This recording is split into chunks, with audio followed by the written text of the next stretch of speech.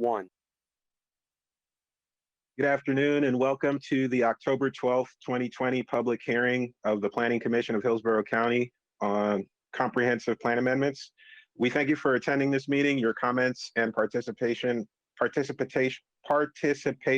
encouraged. To minimize feedback in the audio, all participants in the meeting will be muted until it is their opportunity to speak. Planning commissioners should unmute themselves and turn on their camera to indicate they would like to speak. You can also send a chat to Melissa if you would prefer to be recognized that way. Please be sure to state your name at the beginning of your remarks for the benefit of the clerk. There will be an opportunity for members of the public to provide comments. Please click the raise hand button illustrated on the screen. You will be unmuted when it is your turn to speak. Please wait until the chair calls on you to begin speaking. State your name at the beginning of your comments and adhere to the time limits. Members of the public may also ask questions to staff at any time during the meeting by typing them into the questions chat box illustrated on the lower right of the screen.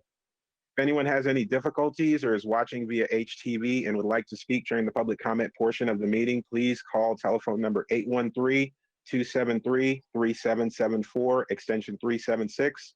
That's telephone number 813-273-3774, extension 376. For those of you who are not familiar with our process, the meeting will be conducted as follows. The agenda item will be introduced. Staff will give their presentation with a 15-minute time limit. The applicant will be given the opportunity to make a presentation with a 15-minute time limit. Following the presentations, members of the public may address the Planning Commission when recognized by the chair. Public comment will be heard for 3 minutes per person. The applicant will then be afforded a 3-minute period for rebuttal response. Planning commissioners will ask questions. Public comment will be closed, and then upon a motion, second, and discussion, a vote will be taken. I'd ask the clerk to please call roll at this time. Joseph? Here. Bernstein? Here. Cardenas? Here. Dickerson? Here. Dix? Here. Dowdy? Here. Green? Here. Kress? Commissioner Kress? Moreno? Here. Powell? Here. Rodriguez? Here. You have a quorum, sir. And Thank you. Mr. Chairman, just to let you know, it looks like Commissioner Kress is having some audio issues. She put a note in the comments, so she is here for the quorum as well, sir. Yes, I see that. Thank you. All right. You're welcome. All righty. On to the second item of business today, Hillsborough County Comprehensive Plan Amendment 20-15, presented by staff member Will Augustine. Good evening, Commissioners. Will Augustine with your Planning Commission staff.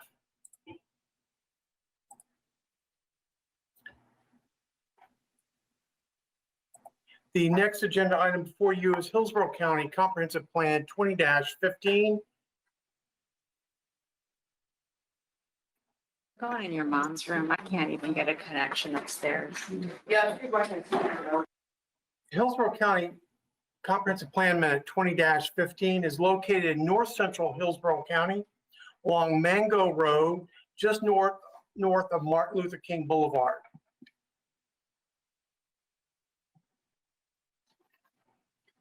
The subject site is a privately initiated map amendment in north central Hillsborough County, which is approximately 19.5 acres in size. The aerial shows that the surrounding area is predominantly single-family homes. The land use of residential 4, residential 6, and residential 9 predominate the area.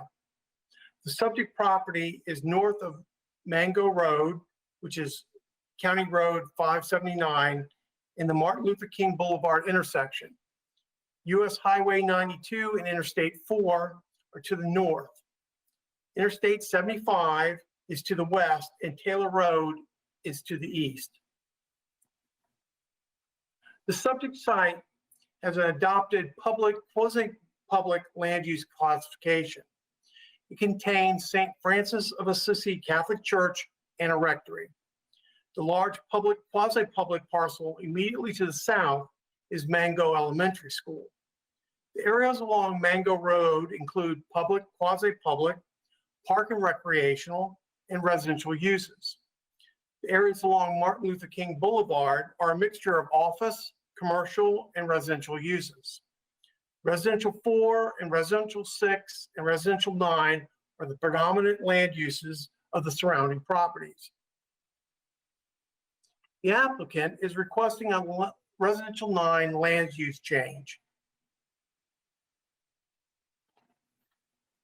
The currently adopted land use classification of public quasi-public doesn't allow dwelling units on the 19.5 acre site. With a land use change to residential 9, the subject site would have a potential build out of up to 175 dwelling units. Suburban scale neighborhood commercial, office, or multi-purpose projects are limited to a build out of 175,000 square feet or a floor area ratio of 0.5, whichever is less. This photograph is a view looking south, showing the subject property along Mango Road. This photograph is a view looking west on the subject property. This photograph is a view looking west along the northern boundary showing the subject property. This photograph is a view looking north along Mango Road. This photograph is a view looking south along Mango Road showing Mango Elementary. This photograph is a view looking northwest along the eastern boundary of the property. This photograph is a view looking north along the eastern boundary of the subject property. After distribution for local agency review, no objections were received.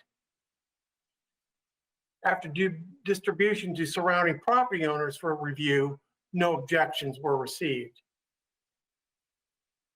During the Planning Commission staff review, it was determined that the request for a land use change to residential 9 is consistent with a goal, 4 objectives, and 8 policies in the future land use element. They proactively direct new growth in the urban service area, promote neighborhood design, the compatibility of new development and site design use. They further direct the protection of existing neighborhoods, gradual transitions of intensities, the integration of development, and ensure compatibility. These goal, objectives, and policies of the county's future land use element are future supported by Goal 2, 4, and 5 of the Scepter Mango Community Plan. These community plan goals set out to enhance community character, ensure quality residential development and community appearance, and ensure safety and mobility. Finally, Planning Commission staff finds Hillsborough County 20-15, Comprehensive Plan Amendment 20-15, consistent with the goals, objectives, and policies of the Future of Hillsborough Comprehensive Plan for unincorporated Hillsborough County, and recommends that this finding be forwarded to the Board of County Commissioners. This concludes my presentation. Thank you, Mr. Augustine. Does the applicant have a presentation that they would like to make? Yes, Mr. Chairman, good evening. I'm Michael Horner, 14502 North Dale Navy Highway, representing the applicant, St. Francis Assisi Church, represented by Mr. Joe DeVito as well, counsel for the Catholic Diocese. Again, we are thankful for the thorough review and appreciate the professional staff report and findings of Mr. Augustine. There's no question that this case has been thoroughly vetted by your professional staff. I would just note, commissioners, and I'll be brief, we do not have any opportunity for private sector development other than the church in your public, quasi-public designation. For this reason, we are precluded from having a joint partnership with St. Francis of Assisi Church for any kind of development that we might be proposing. In this case, we're looking for a highly restricted senior housing, and we cannot make application for a PD rezoning until this public, quasi-public designation changes. Will's report indicates correctly that we could achieve up to 175 dwelling units. That's achieved by multiplying 19.5 acres by our 9-unit per acre plan sector. In fact, the church intends to remain. Again, they are joint ventures in this future development. They are going to be partners with Blue Sky Communities. Mr. Sean Wilson, I think you may know it very well, has developed a number of affordable housing developments successfully in Hillsborough County under Blue Sky Communities. They look forward to working with Hillsborough County on this proposed community. We will have to go through a very arduous PD rezoning process that will get into setbacks, buffering, elevations, retention, access, traffic, etc. Those notices will go to the property owners, and we will have separate hearings for that site plan review. This process is only to remove the blue public, quasi-public plan sector designation so that we are able, in partnership with Blue Sky and the church, to move it forward with that PD rezoning. Will, if you could, just move to figure 3, please, of the staff report. Yes, sir. One moment. Oh, the staff report. All right. One moment, please. And I just want to show the diversity of land uses that exist in this area. I'll wait until that graphic gets called up. But as the report notes, we do have a broad diversity of land use, including multifamily attached, zero lot line, commercial, public, quasi-public.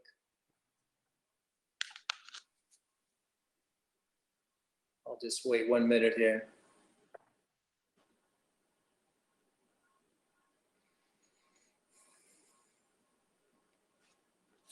I would also note that Mango Road is a 2-lane arterial highway. It is a level service C road, so we have no capacity limitations on the transportation network. And we would be proposing the church to remain, and any elderly housing that we propose would be in conjunction with the existing church. So while we have proposed a sketch plan in our CPA packet, that is being reformatted. That is not the plan that is being produced for rezoning. That plan will be worked and modified and revised with formal submittal probably before the end of the year. Blue Sky intends to seek funding for this development in the funding year 2021 with construction in 2022. Will let me know if you have that graphic. One moment, please. All right. Screen is ready to be shared whenever you want to. And I apologize, I should have prepped earlier for just these 2 graphics.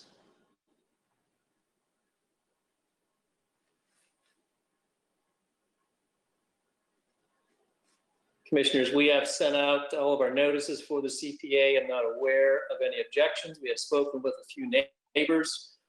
The only concern they expressed was Section 8 housing and commercial, of which we are doing neither.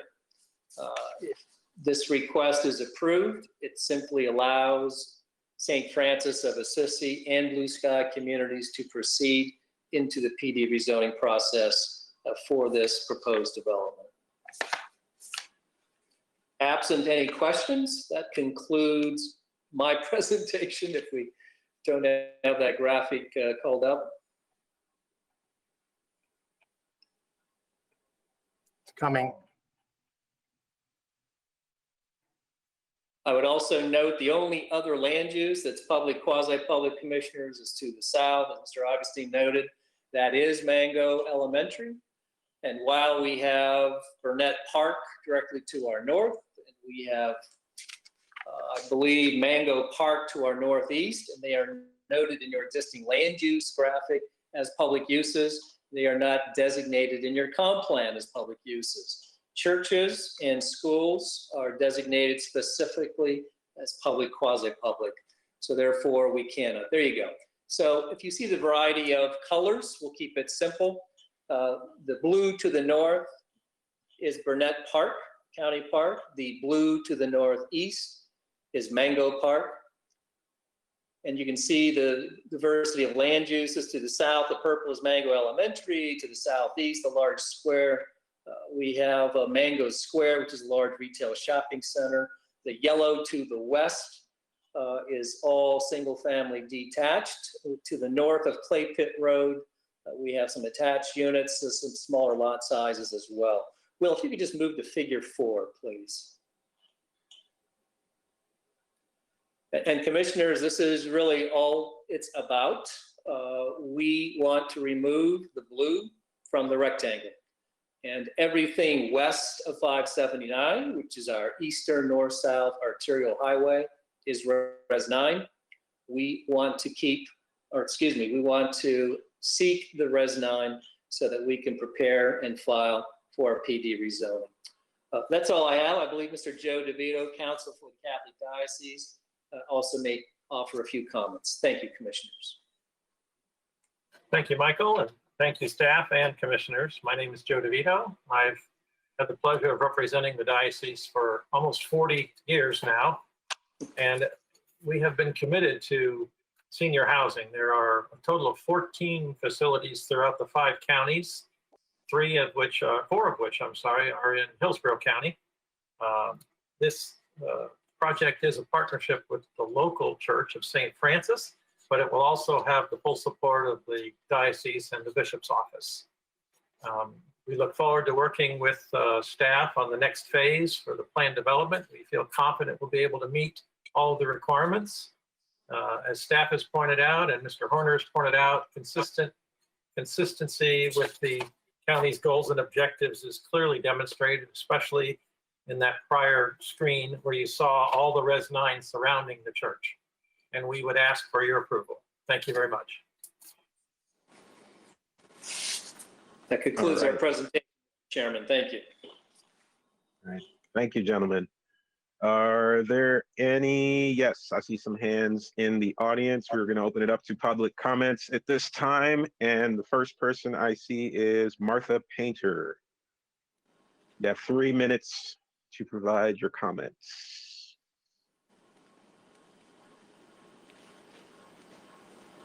Maybe they're not there anymore. Martha needs to unmute herself. Well, it says they're not attentive either. They might have left, but I'll give it a little while here. Martha Painter. I'm here. All right. Yes, please go ahead. You have 3 minutes. Okay. I live at 11411 Gilmore Avenue. Please lower your volume.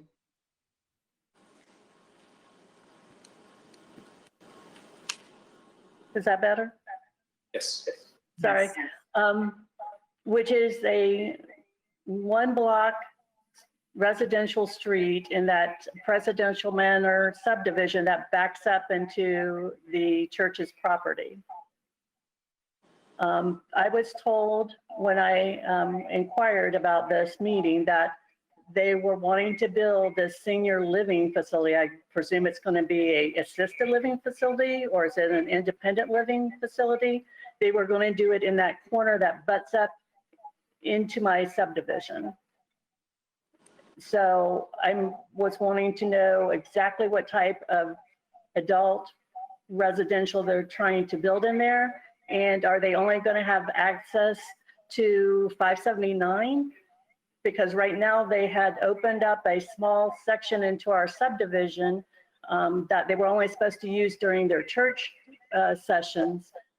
But that our subdivision roads could not possibly handle that kind of volume of people coming in and out, both employees and people living there. And I didn't see any pictures showing the land use of anything on that west side of the property that backs up into my subdivision where they're planning to build.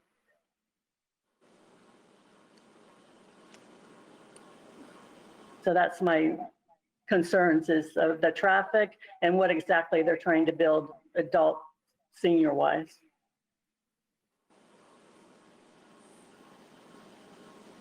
All Since I right. went back right into it. Thank you. Oh, thank you. All right. Was there anyone else? I don't see any hands raised on my side. I don't either, and I don't think we had anyone else who came in advance. Okay. Okay. All right. I will give the applicant an opportunity for rebuttal. Thank you, Mr. Chairman. We appreciate the comments of Ms. Painter. We look forward to working with her in this process. Again, we will not have detailed site plans prepared for this use. This is only the first step of a two-step process. So this is the comp plan designation so that we can proceed with those plans. Ms. Painter will certainly be contacted and we will coordinate with her and share our plans when they're prepared over the next 3 to 4 months. To answer her question, we do not anticipate having our project access to the west. There's a driveway for the rectory, but we do not anticipate having a project driveway with our traffic utilizing that driveway that does connect through Presidential Manor currently. We are not proposing an assisted living facility.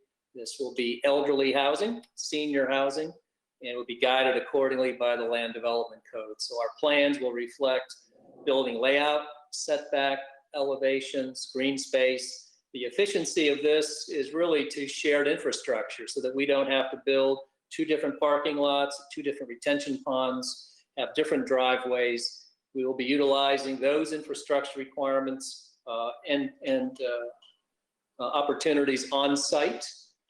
And we will also allow for future connectivity to the church. As I indicated before, the church is not leaving. They are partners in this endeavor. They support it. They believe this, as Mr. DeVito indicated, is certainly addressing a shortfall that needs to be met in this community, and they want to be active participants in that process. Joe, did you want to mention anything as well? No, I don't, Michael. I think you covered it all. It's not at all going to ever be assisted living. This is independent living.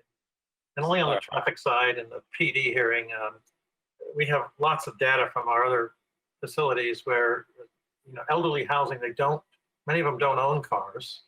And those that do, it's usually 1 car per household, much less reduced than a normal type of residential setting. But we would address all of those at the time of the PD. Correct. And I would note we would have to file a transportation analysis at the time of that. We would also have to notify all those property owners, including Ms. Painter, within 300 feet, plus all homeowner associations within 1 square mile. That concludes my rebuttal. Thank you, Mr. Chairman. All right. Thank you, Mr. Horner. At this point in time, I will open it up to the commissioners for comments from them. Anybody have any comments on this item, 20-15, or input questions from my commissioners? All right. There we go. There we go. Commissioner Green, I saw you first. Please go ahead. Thank you, Mr. Chairman. I just have a question. Will, what happens to the land use, the church land use designation? Let's say, if the entire site is changing to residential, so the church is still on that property. So is that not reflected in the in any way in the future as a quasi-public land use? The church will still remain and be active on the site.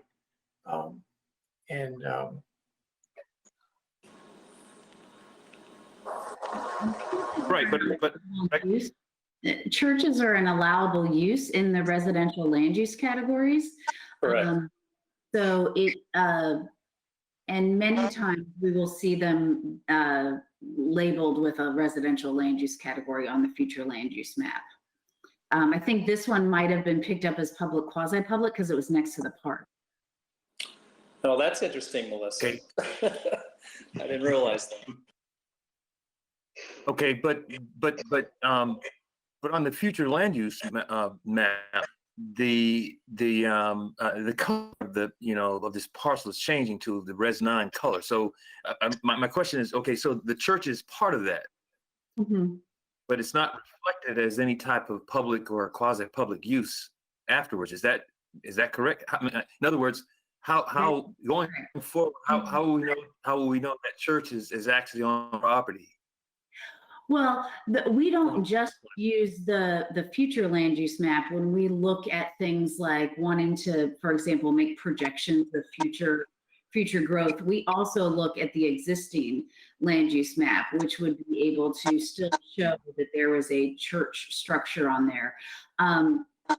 At the time of their zoning, they will have to less out the acreage that's being utilized by the church to calculate their project on, and they will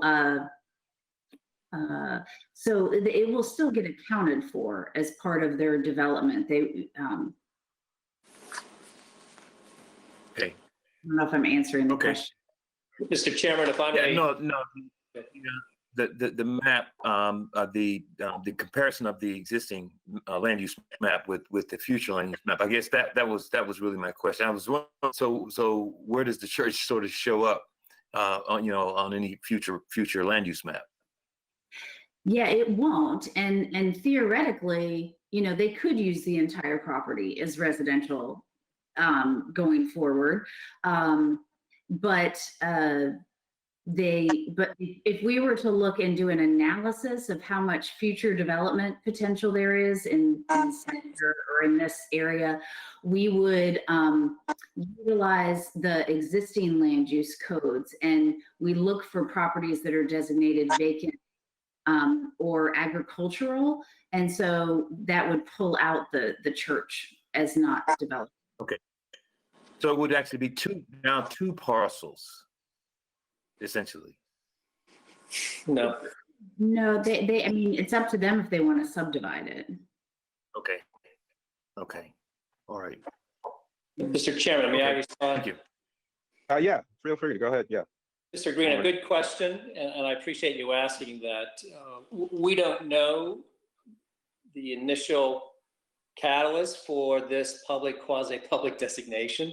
We are surrounded by the school and some public parks, so I'm not 100% sure after hearing Melissa's comment that just by virtue of the church being there constituted rational for the public, quasi-public. What we do know is it's there now for whatever reason, and we cannot proceed with any other development, joint venture or otherwise, without the comp plan amendment. To answer your question on how we would proceed, we would file one unified plan development rezoning. That site plan would reflect both the church and our proposed elderly housing.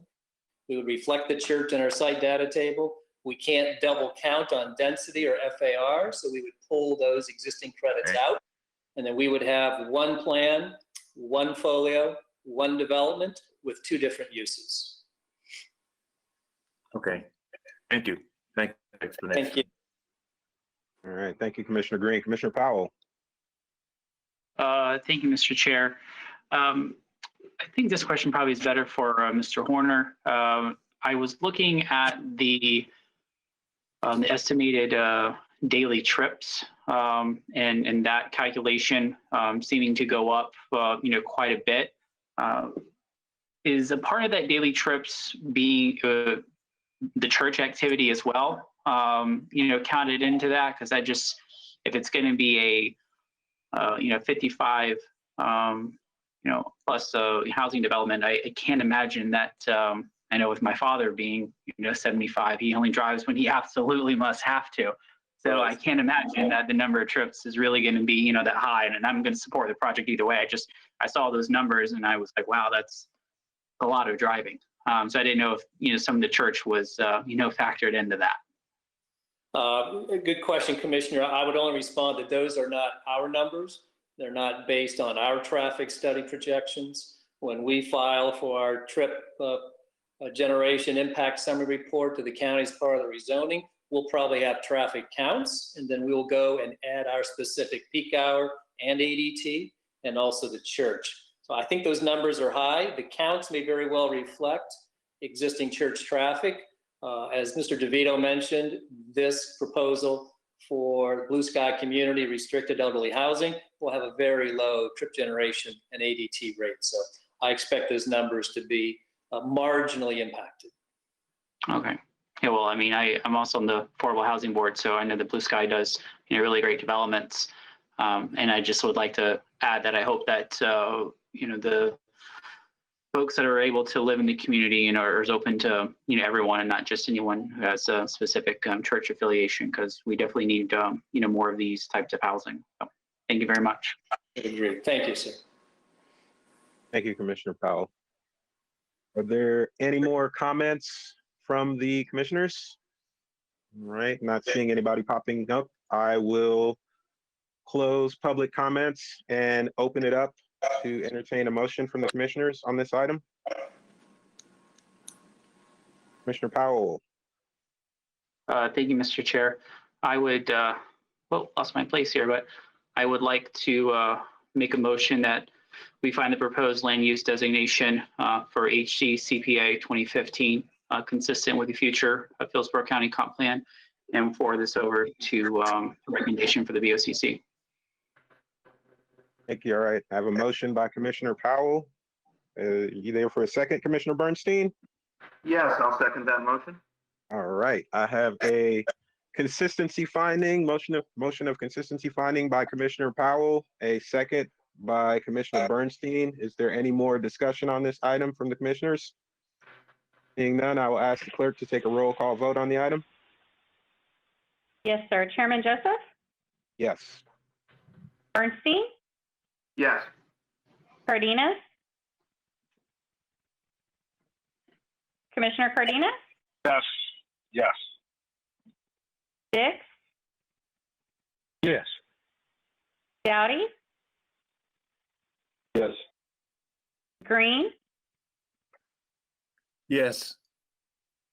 Kress?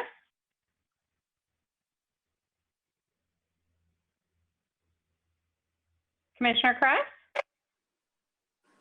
It looks like she's voting yes. If she can turn on her camera, and Ms. Ornita, if you can please confirm it, and then I can include her vote count in the record. I just got unmuted. Commissioner Kress is a yes. Perfect, thank you. Moreno? Yes. Powell? Yes. Motion carried 9-0. Thank you. Thank you, All right. commissioners. Thank you, Thank Commissioner. you.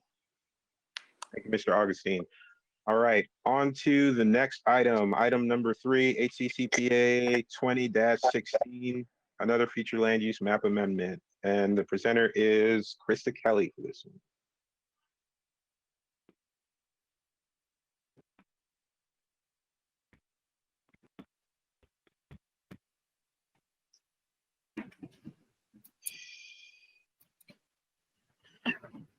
Thank you. Krista Kelly, Planning Commission staff. I'm presenting Comprehensive Plan Amendment 2016.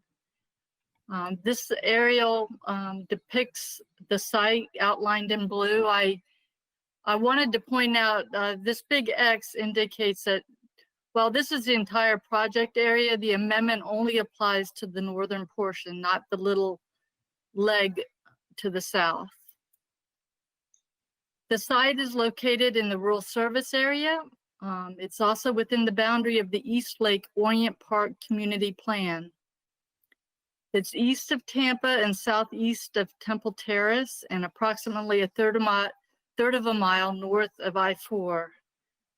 I-75 is to the east bounding the property, and to the west is the Tampa Executive Airport. The site is 191 acres and used for agricultural purposes. The area is generally called the Eureka Springs area. It is reflective of a rural community, primarily to the south of the amendment site. The Tampa Executive Airport and the urban service boundary is very reflective of the distinct change in development pattern. To the east, you see rural, And to the west, beyond the airport, it becomes urbanized and the uses become more intense. The subject property is in the rural service area, and public water and wastewater, it's not available to the site at this time. These are photos of the site. The amendment site is referred to often as the dairy property. As you can see, it's pasture land with a tree line. To the east, this is I-75. I included another aerial to illustrate that this is the amendment site, and here's the airport, that the airport is buffered by a tree line that extends along the western boundary of the property. The site's currently designated residential 1 in the rural service area. Again, the surrounding area to the south is also residential 1, with the airport being reflective of public, quasi-public. The applicant's requesting light industrial planned land use category, as you can see in the light gray coloring. While this land use designation isn't found directly adjacent to the site, there are mixtures of warehousing and industrial type uses as you extend westward into the urban service area. The impact of the change from residential 1 to light industrial plan primarily is the elimination of the residential use of the property. Currently, up to 191 dwelling units may be permitted. LIP does not allow residential use. Non-residential use on the site currently is dependent on meeting locational criteria, which the site does not. Under the LIP land use category, the FAR is 0.75, which would allow approximately, at a maximum, 7 million square feet of non-residential use. The county-wide average, staff evaluated the average size or FAR for light industrial planned, and it's 0.088. And as a result of the lesser FAR, the square footage is greatly reduced to 900,000 square feet in that general vicinity. This amendment was distributed for agency comment and no objections were received. Development Services noted that public water and wastewater facilities aren't available to the site, however. The Tampa Executive Airport responded that they found the site compatible with the uses associated with the airport. And again, no objections were received from the school district or Plant City. In terms of future review and requirements at the time of rezoning, the Department of Health and Environmental Protection Commission noted that the wetland impacts would have to be evaluated and regulated. Staff reviewed it for consistency with the comprehensive plan, finding it inconsistent with the rural areas strategy of the comprehensive plan, future land use objective 4, policy 4.1 and 4.2.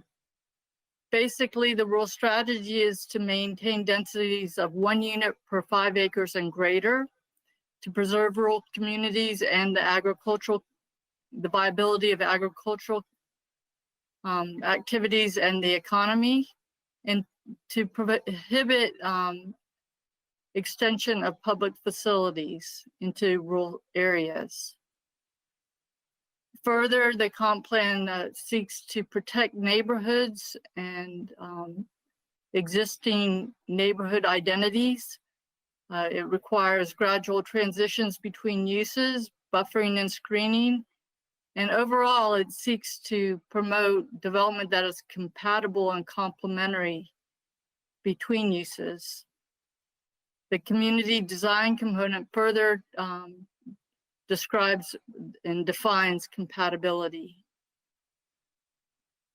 As I said earlier, the sites within the boundary of the East Lake Orient Park Community Plan, the proposed change to LIP is inconsistent with the vision and strategy for the Eureka Springs area, which is intended to promote and recognize neighborhood identity, in this case, the Eureka Springs community.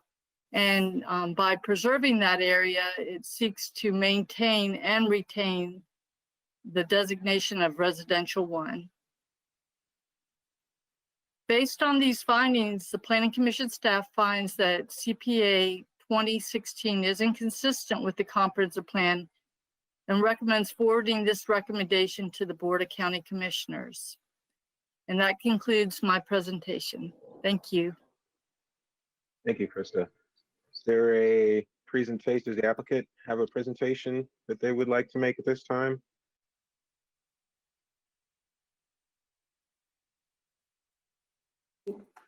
Good afternoon, good evening, commissioners. This is David Singer. Can you all hear me and see me? We can hear you. We can't Hear see. you. Yeah. All right, hang on. There we go. I see your screen. Now we see you. Now can you see me? Okay. Okay, can you now see both me and the beginning slide? Yes. Excellent, excellent. Well, good evening. It is a pleasure to virtually be here with you. I'm currently sitting in Stantec's offices, which is why I'm wearing a mask. There are several of us here. I am going to assure you we are now socially distancing. Everyone has moved away. And I'm going to remove my mask so that you can see me and hear me a little better, so I'm not so muffled. Again, I'm David Singer, the law firm of Shoemaker, Loop & Kendrick at 101 East Kennedy. We're excited to be here tonight to present what is an exciting first step in a very exciting project for Hillsborough County.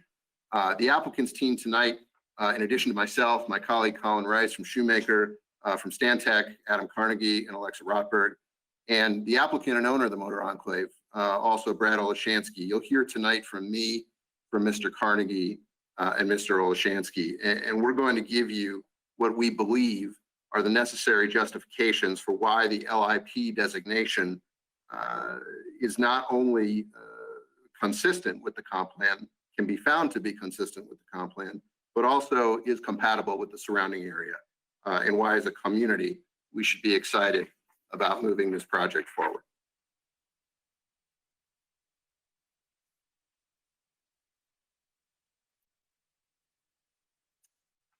To understand why the LIP designation is consistent and compatible, it's important to understand what this Motor Enclave project actually is. So we have 191 acres of land directly next door to the Tampa Executive Airport. The Motor Enclave is a community of 350 garage units, and these units are used to store cars that are not for everyday driving. And you can see where the garages will be located by the white rectangular buildings on the concept plan. And what this does is create a community of auto enthusiasts.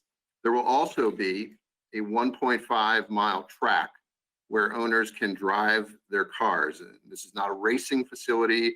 There's no racing, there's no competitions. To the north, there's going to be a smaller off-road test track, and you can see that outlined in the thinner gray lines. This is a place to safely drive vehicles in a controlled environment. There's also going to be driving schools happening here, law enforcement training, and opportunities to test the latest innovations in the automotive industry with collaborations between car companies, engineers, and our university communities. It's a very exciting prospect for Hillsborough County.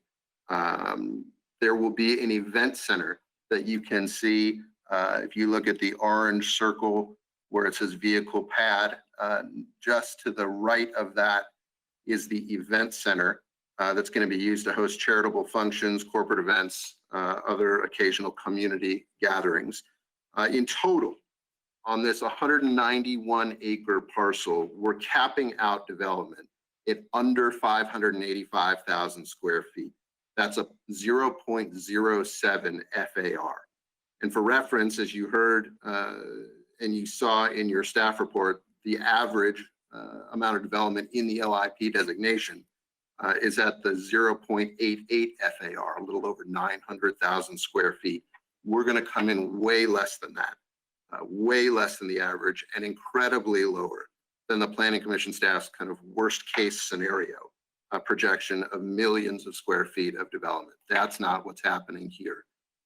Looking at this concept development plan, you can see the vast majority of acreage on this site is going to remain undeveloped. There's significant wetlands on this site, and in coordination with EPC and DEP and SwiftMud, they are going to remain protected, and green space is going to be kept at a premium. So why LIP? The most important features of this designation for this parcel in this location for this project are: number one, it requires a companion PD, a site plan controlled plan of development that is approved by the Board of Commissioners, and it prohibits residential uses. So let's take these one at a time. First, the requirement of a companion PD means that only developments that are deemed appropriately compatible by the board can be developed here. It eliminates the worst case scenario situation as contemplated by the staff report. Does 7 million square feet of development make sense here? No, it does not. And the BOCC, through the companion PD plan, is going to make sure that that's not allowed.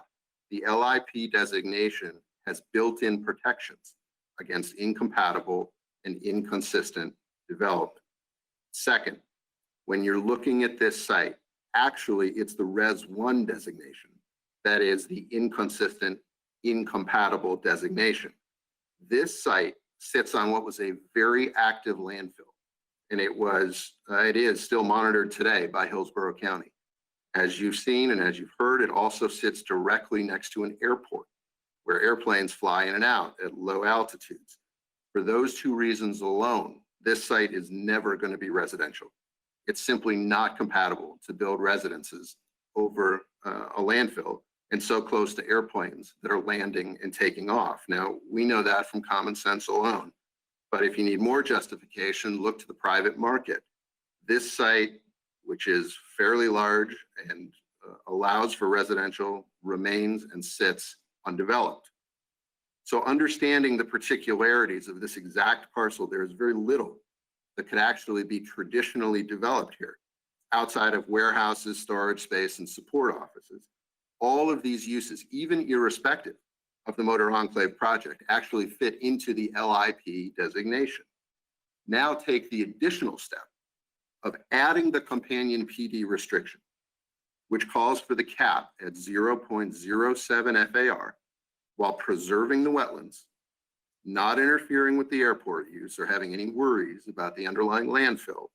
And we're left with really two options for any compatible designation for the site. It's either an expansion of the PQP use for the neighboring airport or this LIP designation. The current Res 1 designation simply doesn't work here. The airport has no objection to this LIP designation or the underlying use that we're proposing. And for these reasons, the LIP designation is a comp plan designation that remains, that is actually reasonable, that is actually consistent, and that is actually compatible. So if you take a look at these photos, you will see kind of the character and the scope of what's going to be the interior of some of the garages. But what I want you to really focus on is the aerial in the bottom left. This is an aerial of the existing Motor Enclave project in Pontiac, Michigan. It's very similar to this proposed project here and developed by the same applicant. I want you to note the significant residential character of the neighborhood where this parcel sits. It's virtually surrounded by residential use. And as you'll see, and you'll hear later from the presentation, is absolutely and completely compatible with the residential uses. And I won't ask you just to take my word for it. We're going to provide you with stories from some of the people who were involved in the project in Pontiac from conception to today. Now, in terms of compatibility, again, of this LIP designation, I want to go back to exactly where this parcel sits geographically. It's in the northwest quadrant between I-75 and I-4. It borders I-75 and it borders the executive airport. It's in the rural service area where we don't want residential sprawl, and making the current Res 1 designation actually incompatible. What we do want here is a designation along with a plan for development for this site, which the LIP designation demands, that will be low density, that prioritizes open space, and that preserves wetlands. And you achieve all of that with the LIP designation. Lastly, for my part, take a look at the practical differences between an incompatible Res 1 designation and a proposed much more compatible designation. This parcel under LIP will have a far lower FAR. This parcel will have 0 incompatible dwelling units that we know can never be built anyway. And this parcel will generate far fewer daily trips than even the current Res 1 would allow for. We can say all of this with confidence because of the requirements put on any applicant who wants to develop within an LIP designation. The enormous benefit of the LIP designation is, again, it must accompany this PD plan that will, if both are approved by the BOCC, ensure compatibility and consistency with the surrounding area. In this case, a parcel bordered by I-75 and the airport and some residential. And to understand how this practically is going to work, I'll put up a schedule here. There is going to be a transmittal hearing on October 22nd, and then a ZHM hearing for the zoning on November 16th. And both the plan amendment and the PD zoning come in front of the BOCC at the same time, at the same hearing in December. So there is a complete coordination and understanding of exactly what the BOCC would allow for in this case on this site. With all that in mind, and that's a lot of information in a condensed period of time, we're going to get a little more particular, and I'm going to turn it over to Adam Carnegie, who's going to go over some of the other particulars that will allow you to have a finding of consistency and compatibility with the LIP designation.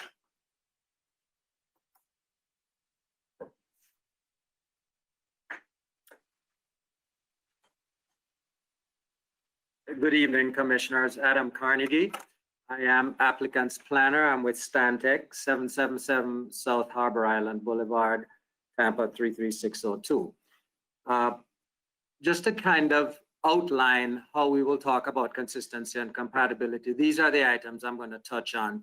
Compatibility with residential, the natural resource and open space preservation strategy of the project, and as required by the LIP, the required site plan that goes along with that, how we interrelate to the rural service area and the utilities policy and the adopted community plan. Let's talk about residential compatibility. And as David mentioned, the M1 Concourse project in Pontiac, Michigan allows for us to look at how this will actually impact what you see here as a very dense residential area. If you look at the two sites, to the top left and bottom right, you will see that they are very, very consistent. An applicant has learned a lot about developing these kinds of projects within a residential fabric. As you can see, we use, for example, buildings to serve as vertical separation and mitigate impacts between anything that could happen on the performance circuit and the exterior of the residential uses. Exterior residential uses. So we have project components with similar layouts, similar placement, but the Motor Enclave Tampa site is going to employ wider and superior building setbacks, landscape buffers, and screening within the buffers. That all will be translated and mandated through the concurrent PD rezoning. Residential compatibility is called for under policy 1.4. And here you see, just looking at the bottom line of that policy, there must be sensitivity of development proposals in maintaining the character of the existing development. That sensitivity comes from, as you see in the green outlined areas, really large buffers, really large or much larger building setbacks.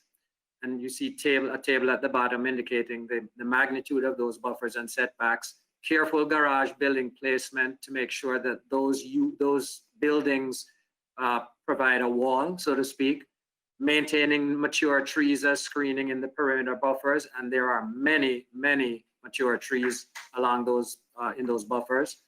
And then to mandate how the performance circuit, the event center, the vehicle dynamics pad, and the off-road area will function. There will be no racing. This is not a racetrack. This performance facility is for a couple of cars out there at the same time, where the owners of these garages drive them in a very safe environment. Full compliance with EPC and county noise requirements, no lights, no driving after dusk, all of that implemented through the PD. The compatibility of the rural character is in part implemented by preserving natural resources and open space on site, as called for by policy 14.3. Commissioners, there are 63 of the 191 acres that are wetlands and other surface waters. A lot of those within the landfill area that you see at the northern part of the site in light green, light yellow. This PD site plan, the required site plan under the LIP designation, which has already been filed with the county, which is in process with the county, which is being reviewed by the county, which Planning Commission staff has seen, but felt constrained to not pay attention to in their analysis, preserves 89% of those wetlands because we're using an FAR of 0.07. And that is akin to, just so you have a real feel for it, a 1,500 square foot home on a half an acre of land. Then there's a layout of project elements, the various Mr. Carnegie? Mr. Carnegie, it's the end of your airport 15 compatibility minutes. we touched on. We are consistent with the plan there. Likewise, we're not Can you hear me? urban scale development, can't be because of the FAA. I think you're at the end of your 15 minutes. Traffic impacts much less. May I go forward? No, you're at the end of your 15 minutes. You're at the end of, yeah, your 15 minutes is up. I will If you wrap can up with it 2 up. sentences. Thank you, Yep, thank you. certainly. Importantly, there are public utilities available to this site. The airport has public sewer, and there is a public health hazard exception in policy 4.7 that says we can connect to public sewer. Septic tanks have been proven to cause a problem with the Tampa bypass canal water quality, and so that's the policy under which this development would be consistent. Likewise, we're also consistent with the East Lake Orient Community Plan, which was last updated 12 years ago, in that residential uses are not required here, and you'll hear several neighbors expressing their approval tonight. So we ask you to find this consistent, commissioners. With that, I'm going to turn it over to Brad Olshansky, who is going just has a few thoughts to share with you before we close.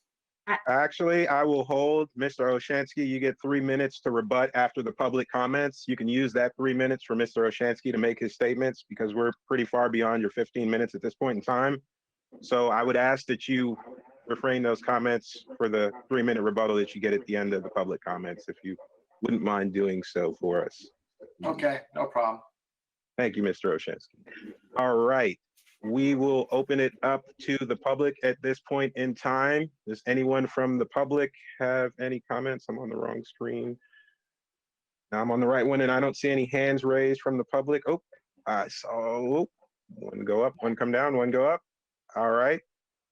I think Elizabeth Belcher has a hand raised. If anybody else is interested in speaking, if you go ahead and raise your hand now, then we'll know to call on you in the order that they're raised. Thank you. All right, Elizabeth Belcher, go ahead. Yes, my name is Elizabeth Felcher. Am I on the, okay. First, the land subject to the land subject to this land use application is separated by I-75. Part of it is on the east of I-75 and part of it is on the west. The applicants are asking for a change only in the area of west of I-75 and not the entire parcel. How can a land change only a part of the parcel? Isn't this a slippery slope? Allowing parcels to be split in multiple ways to allow land code changes? The land code map could easily end up as gerrymandered as the Florida is. How will anybody ever be able to determine what land code applies to what portion of the parcel? At a minimum, this application should be changed to reflect that all the parcel is subject to rezoning, to land code changing. Again, many years and many taxpayer dollars have surveyed what should be used for the land use in Hillsborough County.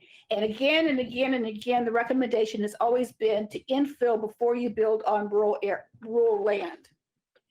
And third, this is deja vu all over again. For those who've been on the board for several years, remember the fiasco at Walmart on Bloomingdale? This was the land code change allowing one developer to build on a property by evading the rezoning requirements and not notifying surrounding property owners. This has resulted in horrific traffic problems that is now costing the citizens of Hillsborough County millions of dollars in road expansion repair. This request is even more serious than the Bloomingdale fiasco. This parcel is on wetlands. If you look at the map, it appears that the wetlands cover more of the land than the dry land. If this change is allowed, what will happen to our wetlands? Unregulated sprawl can be addressed by spending millions in taxpayer dollars. But once the wetlands are gone, they are never coming back. Is this what you want to do? Destroy our limited wetlands for big boys to play with their expensive toys? Thank you. Thank you, Ms. Belcher. All right, I don't see any more hands raised at this time, and I assume you didn't get anybody sign up before. I'm just checking with Lionel to see if there was anybody else who, when they registered, indicated that they wanted to speak. Okay. I'm checking right now. Okay.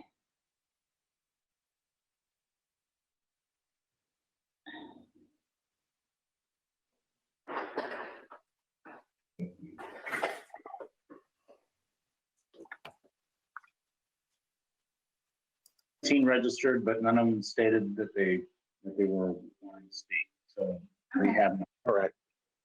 All right. All right. We will move right along then to the applicant's rebuttal. Mr. Olashensky, you have 3 minutes. I appreciate it, commissioners. We've been working very hard over the last, I think, 18 months getting to this point, and I appreciate your time and analysis. I'll keep it very brief, and I'll just say this is a replication of an exact project I built here in Michigan, as you've heard. We spent a great deal of time learning from everything we built here in Michigan to adapt to the site in Florida. One comment on the person who spoke. We actually have gone through immense efforts to protect the wetlands. But let me just play a very quick video that shows some officials here from the county and city in Michigan of what their feelings are about the project and its compatibility with here, and will be similar there. Hopefully that can play. Hopefully it's only, I think it's only a minute and a half. Lionel, would we be able to share my screen so that the video can? It's on. The screen's on. The screen's on. I'm just gonna hit play. Hit play. I just don't know about audio. Pardon me, Brad? Your screen is showing on my screen. I can see the video screen. Just hit play. Turn the volume up. Okay, very good. We'll play it now. Volume up. Any volume there, buddy? Okay, you need to make sure that your computer audio can translate to the webinar, like when we did the practice. It's not? No. Okay, what would you like us to do? There's a setting on your computer that allows your video audio to be able to go through your Yeah, speaker. we have not changed that. And that's why we practiced. Click on the Yeah. little microphone on the bottom. Maybe it's not turned up there. On the left side there, on right by the play button, Adam. The volume for it. No, the volume's right. The volume's up, Brad. This worked before and now it's not working. Of course, that's the way every live demo happens this way. Yeah. Well, That's why rehearse and rehearse. I'll try one more time. I can lightly hear it, but not enough. Let's just do this. Let's let it play, and I'll just tell you that this is very positive commentary from the chief county official, the treasurer of the county, the sheriff of the county, and the mayor of the city of Pontiac, which I went through painstaking efforts to get, and unfortunately you can't hear it. So they're basically saying, one is the project was great. Two is they're encouraging you to approve a project like this. And three is they're talking about the fact that not only the neighbors, the community, and the county have benefited greatly from it. We've spurred significant economic development in the area. We've become a large taxpayer of new taxes. We've taken a site that is blighted and basically, dead with a landfill in Michigan similar, and turned it into an economic benefit. And we've been compatible in an area that, to be honest, in Michigan is probably 10 times more residential and 10 times more, issues, being in the middle of a dense area. I apologize you couldn't get the audio, but rest assured that all these people on screen have given very positive recommendations for the project. And the last thing I'll say is we also obtained, I don't know if they'll play or not, but we have 3 neighbors that are adjacent to the property, right at the borderline of this property that we're proposing in Tampa, and have given videos of support for the project. And it was very briefly shown in one of the slides, but I did Zoom meetings with neighbors because we couldn't obviously meet in person, and talked to many neighbors, and had mostly positive support. A couple people were concerned about traffic on Eureka Springs Road. We actually adapted the location of the site and moved it to Falkenberg Road as a result. So basically every concern that we've seen, we've taken into consideration. That's why we've spent so much time and effort over the last 18 months, sort of getting everything in order to make sure it's not only compliant, but is applicable and appropriate. And we've taken all the concerns into consideration. So I'll stop there because, I know we're probably over my time. So thank you very much. Thank you, Mr. Olshansky. All right. So rebuttal, I will open the floor up to the planning commissioners now for comments. If there's any comments or input, or if the commissioners have any questions of staff or the applicant. Commissioner Powell. Oh, yes. Thank you, Mr. Chair.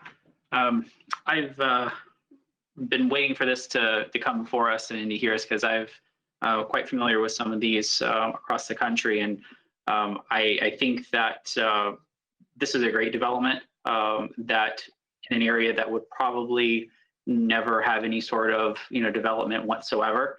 But that's just a personal feeling. I do think, and I would encourage my fellow commissioners to find this consistent, because I do believe that there are several policies that we heard here today, like policy 4.7 and some other policies that definitely would warrant this development being approved or at least being recommended by us and then forwarded over to the BOCC.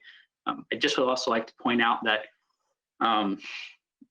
with this development, I think this is a perfect example of why our land development code needs to have some sort of updated language that allows for almost an automatic expansion of the USA whenever there's a development like this that that makes sense, that isn't going to have any sort of high impact, especially on the residential side, especially when we're it's an adjoining piece of property that to the airport, which already has water and sewer. So it's definitely going to have my support, and I would just really encourage some of my other commissioners to look at the area, look at the project, and realize that this is something that I think is going to be perfect, for the area.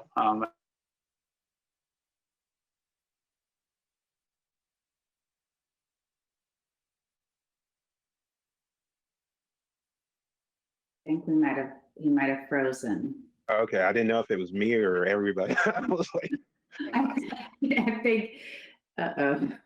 oh boy. Yep, yeah, we lost them.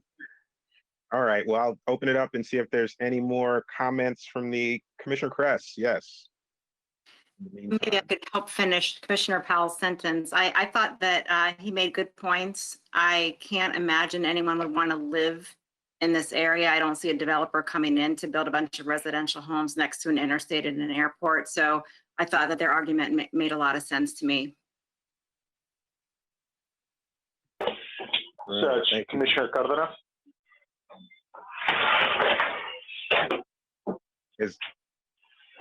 Would you like to make a comment, Commissioner Cardenas? Yeah, sorry. I don't know why the join webinar has just kicked me off, so I can only get in through my phone. So, okay. Go ahead. Yeah, I just kind of wanted to say the same. You know, it's definitely an interesting area. It already has the executive airport on one side, and the highway on the other side. Not only do I think it would definitely suit the area, but I also think it'd be an additive to the community and Tampa overall.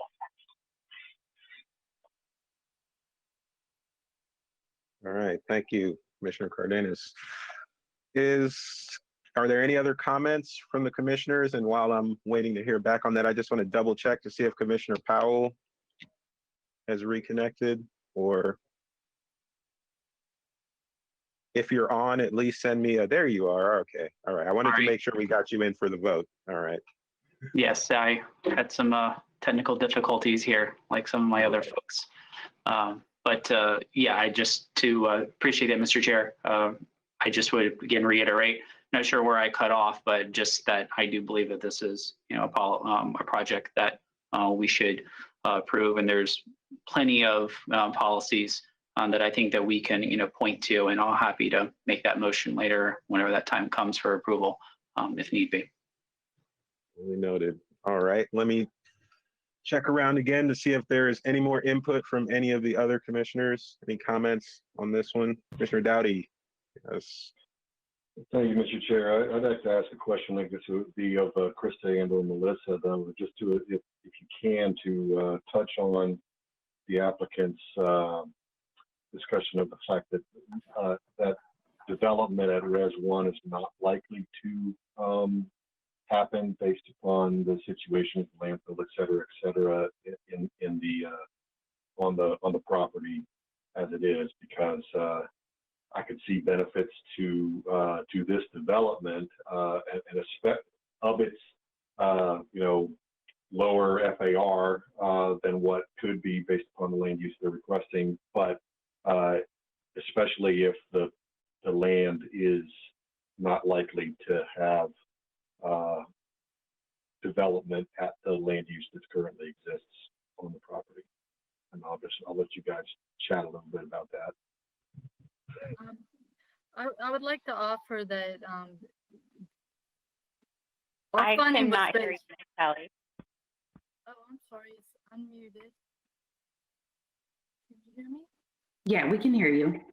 Okay, our funding was based on the community plan that envisioned that entire area as residential one. As you pointed out, the development potential in on that site, it's debatable, and there is access to the site off of Falkenberg and Eureka Springs that was intended of a lower intensity. And so there are some infrastructure issues associated with that site that were more geared towards residential. And it was in keeping with the character of the area, the agricultural character. As you saw in the photo, the site was identified as the dairy property. So the neighborhood identity in that area is agricultural and rural residential. In this case, it seems that that site was suited for agricultural. And Melissa, is there something you want to add? Yeah, well, I was just going to say that I looked through quickly the agency comments and did not see any comment from either EPC or the health department, both of whom did provide comments, but they didn't mention the landfill issue. So I don't really have a lot to add as to whether or not that would make the property not viable for residential development. They only, EPC only mentioned the wetlands, and the health department mentioned some, discussed septic tanks needing to be mounded, but they did not really go into anything like that. So it's something we would have to investigate further to find out more about. Okay, thank you. All right, thank you, Commissioner Dowdy, for your question and the discussion. Are there any more comments from the commissioners or questions? All right, not seeing any, I will entertain a motion at this time. Actually, I guess Commissioner Powell, you said you would like to try your hand at a motion. If you're still there? Yes. All right. Thank you, Mr. Chair. I'd like to make a motion, hold on here, that we find AICPA 20-16 consistent with policy 4.1, 4.7, 16.2, 16.3, 24.2, consistent with the future of Hillsborough County Comprehensive Plan, and forward their recommendation to the Hillsborough County Board of Commissioners. All right, so I have a motion from Commissioner Powell, and let me just get these numbers, double check these numbers here. 4.1, 16.7, 16.3, and 24.2. Oh, I can't hear you. Sorry, Mr. Chair. I had specified policy 4.1, 4.7, 16.2, 16.3, and 24.2. Yeah, I got you. All right, I have a consistency motion from Commissioner Powell based on policies 4.1, 4.7, 16.2, 16.3, and 24.2. Do I have a second to that consistency motion? I saw your lips move, Commissioner Cardenas, but I didn't. I'll second that. Okay, all right, I got you. All right, I have a motion by Commissioner Powell and a second by Commissioner Cardenas. And if there's no more discussion at this point in time from any of the commissioners, not seeing any, I will ask the clerk to go ahead and call roll. Krista? Yes. Bernstein? Yes. Cardenas? Yes. Dix? Yes. Dowdy? Yes. Green? Commissioner Green? Commissioner Kress? Yes. Moreno? Yes, yes. Powell? Yes. And is Commissioner Green back on yet? No, it doesn't look like he's on the line. Okay, motion carried 8-0. All right, thank you. And thank you, Krista. And that looks like that is it for this meeting. So with that, I will adjourn the meeting. See you guys next month. Thank you all, commissioners, for your time. Thank you, everyone who joined us. The meeting adjourned.